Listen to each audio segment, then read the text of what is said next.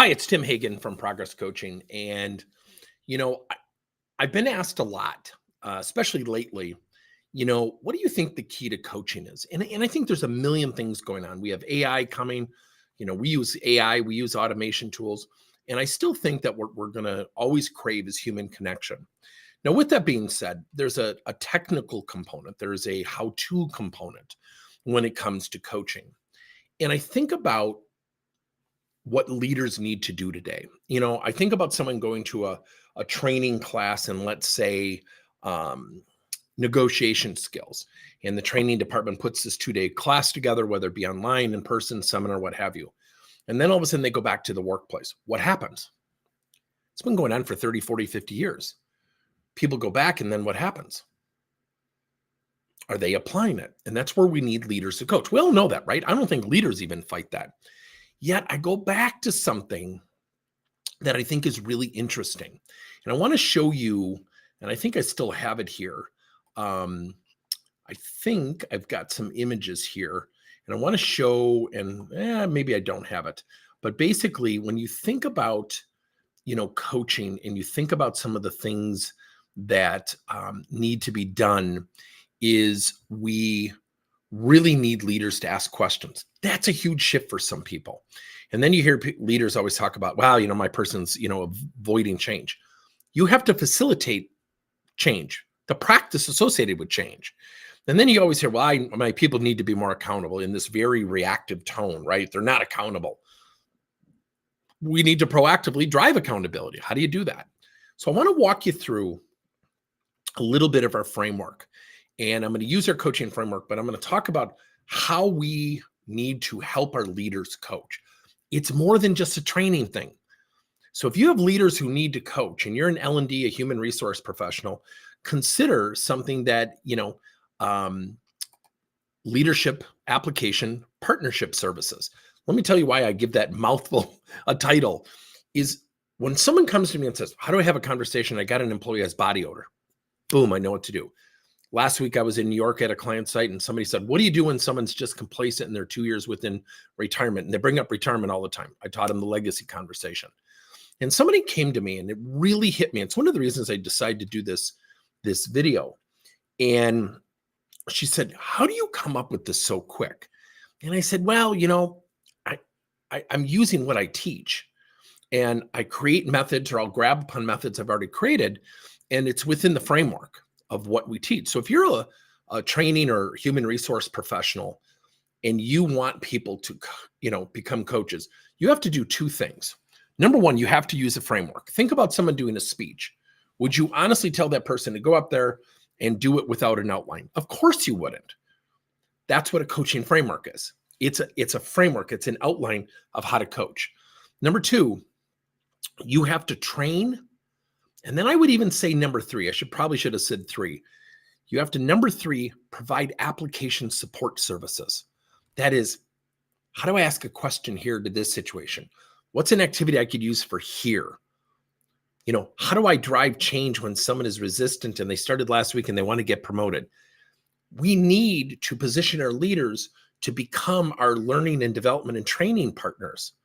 You cannot do that unless you have application partnership services.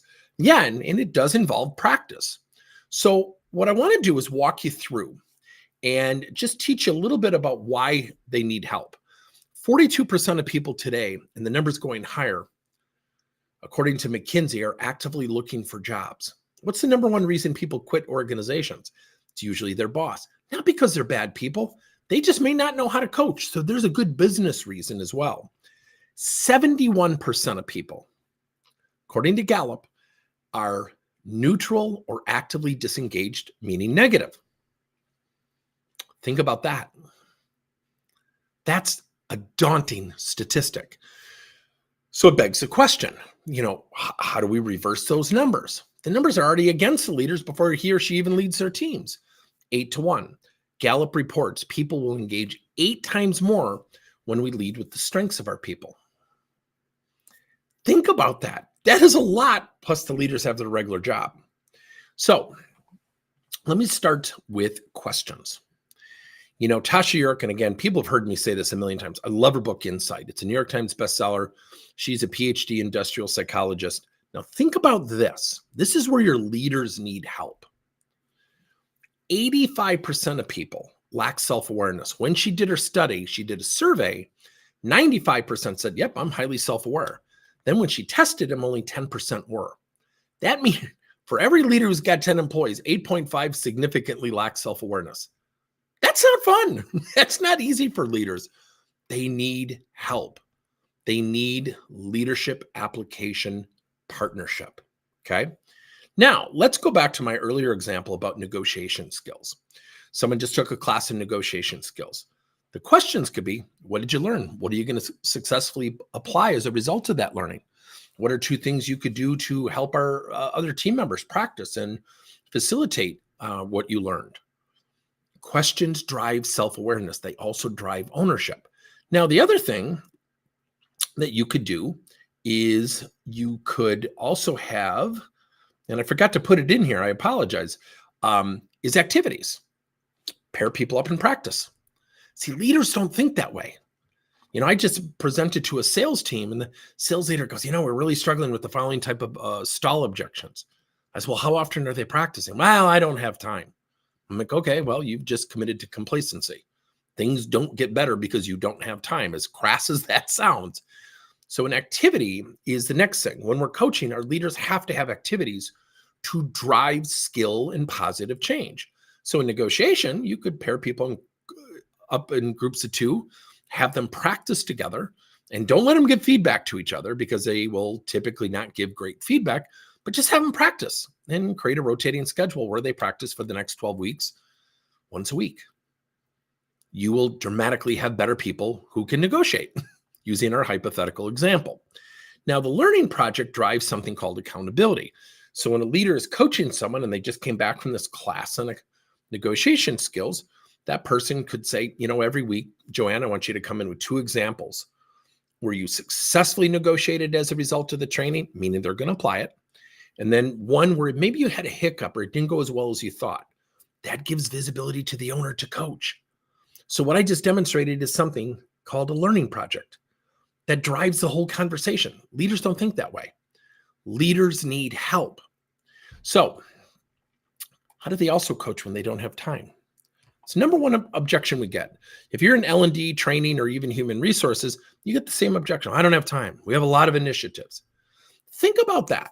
Think about a head coach of a football team who says, no practice the next 6 months. We'll just show up for games. Would you think they would be successful? Of course you wouldn't. So the fact of the matter is, we got to just look in the mirror and realize we as leaders, we're either coaching or we're not. If you're not, you're coaching people to leave, because the 42% number is in my favor when I make that statement. So when time is scarce, you use something called supplemental coaching. This is something we teach and we work with leaders on, is to use prescriptive coaching measures. Let's go back to negotiation skills. Remember that peer-to-peer? That's supplemental coaching. That person coming back, have them teach the next 4 weeks just an element of what they've learned.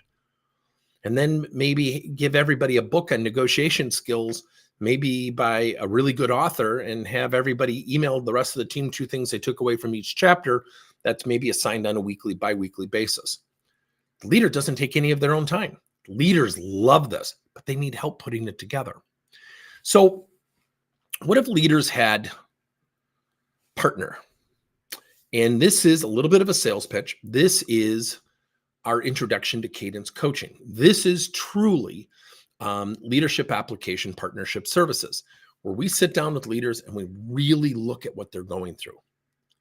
We really look at what they're going through. Because when you have a team, there's so many dynamics. And I'm not a personality person, meaning, well, how do you coach to personality? If someone's an extrovert, they're going to say an extrovert. Okay. Now you can coach to behaviors. I'm certified in DISC and I like DISC. You can coach to emotional intelligence. I'm certified in emotional intelligence, and a million other things that you can coach to. So Cadence coaching is where we work with the leader and his or her individual contributors' employees. So we actually become a partner to the leader. So if a leader comes to us and says, we need to work better cross departmentally, and we need to have better conversations, candid conversations where conflict may occur, the leader might say that. Now we might meet with the individuals, and some of the individuals might say, two of them might say, you know what? I want to become a leader someday. I want to create a career path. Remember the 42% number? And then you might have three people who say, I don't know where I want to take my career. it's a job. Then what we have to do is help them uncover their motivation, which we're skilled in. This is where leaders need, leadership application, partnership, coaching services. So again, if you're intrigued by this, let us know, because there are so many things that, and I'm trying to find this very quickly for you. Here's a QR code that if you want to get some information, let me take down the text here. And let me just see here. Hopefully, there we go. So again, there we'll take it away. So, fill out this QR code and we'll get you some information as soon as we can. But I think that's probably the biggest thing that we have to realize more than anything is, leaders today have a lot on their plate. What we've done is we've designed this cadence coaching to work with the leader, but also to become their partner in coaching his or her employees. And then we bridge that gap. So not only do we coach the individuals, but we take that information, sit down with the leader and say, okay, you've got three people who want to go into management. Now, the first manager's response is typically, well, we don't have any job openings. That doesn't mean you don't cultivate their preparation to do so, because if you don't, they're going to go look for another job. It's just human nature. And then if you have three people who are lacking motivation, the typical leader does what? Well, I got to motivate them. You can't motivate someone if you don't know what they're motivated by. And by the way, a lot of employees still don't know what they're motivated by. That's where we come into play. So if you're looking for a system, a way, a methodology where you can actually coach and teach leaders to become your training reinforcement partners, your coaches as partners out in your workplace community, and we give the leaders what they want, you should really reach out to us with Cadence Coaching. It is a different way to approach people. And if you want to send me an email, I'll send you information. It's tim@progresscoachingleader.com. tim@progresscoachingleader.com. So again, the industry is changing, and the industry is changing fast. Leaders need help. They just do. And if we can bridge that gap, we will. Leaders need people to be more accountable. They need to learn how to ask questions. They need to learn how to drive change. They need to know how to coach when there isn't time. That's where we come in. And we teach them our framework, which we call QALMS, which is Questions, Activities, Learning Project. And then Motivator, which we've talked about. And then the supplemental coaching is, how do I coach, when time is tight? That's where we work with your leaders, hand in hand, truly becoming a coaching partner. The benefit to the organization is you now have training reinforcement coaching partners out in the workplace community, consistently and professionally applying coaching to the workplace. If you have any questions, feel free to reach out to us. We would love to chat with you. Thanks for your time.